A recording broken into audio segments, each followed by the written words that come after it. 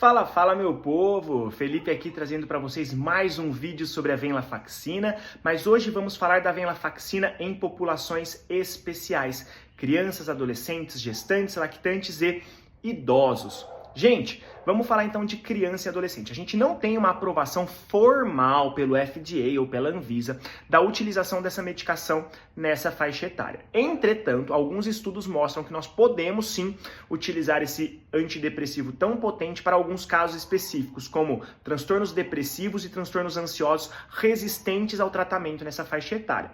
A gente só precisa tomar cuidado porque é uma faixa etária mais sensível aos sintomas de hiperativação da venlafaxina e podem experimentar alguns sintomas bem ruins na introdução e na retirada também, que podem confundir um pouco a criança ou o adolescente, deixar ele um pouco angustiado com isso. Então a gente precisa prestar atenção, tá bom?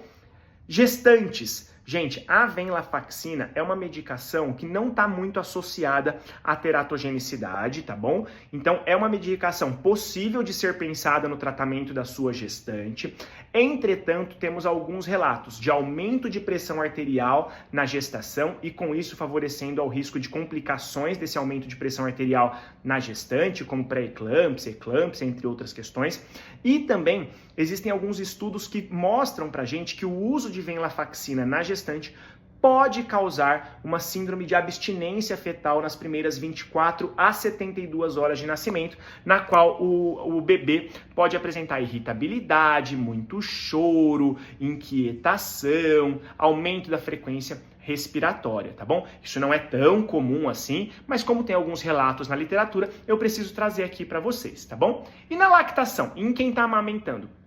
A quantidade de venlafaxina que passa pelo leite é mais ou menos 10%, então ela fica bem no limiar ali da utilização. Dá pra gente utilizar sim. Por quê? Porque os efeitos colaterais que envolvem o lactente quando passa pelo leite é somente um pouco de irritabilidade, talvez um pouquinho de diarreia, coisas nesse sentido. Então dá pra gente utilizar em casos bastante específicos. Sempre, gente, pesando o risco-benefício. Essa é a máxima das populações especiais de qualquer medicação. Tá bom? E idosos, Felipe, dá pra gente utilizar, só lembrando que a venlafaxina tem uma parte dela metabolizada pelo citocromo 2D6, então tem um certo risco sim de interações farmacológicas que a gente precisa ficar de olho. Pode elevar a pressão arterial dos nossos pacientes idosos, que são mais suscetíveis a isso também, mas é uma medicação que dá para ser utilizada nessa população, sempre com muito cuidado, sempre na dose mínima possível quando falamos de populações especiais, tá bom?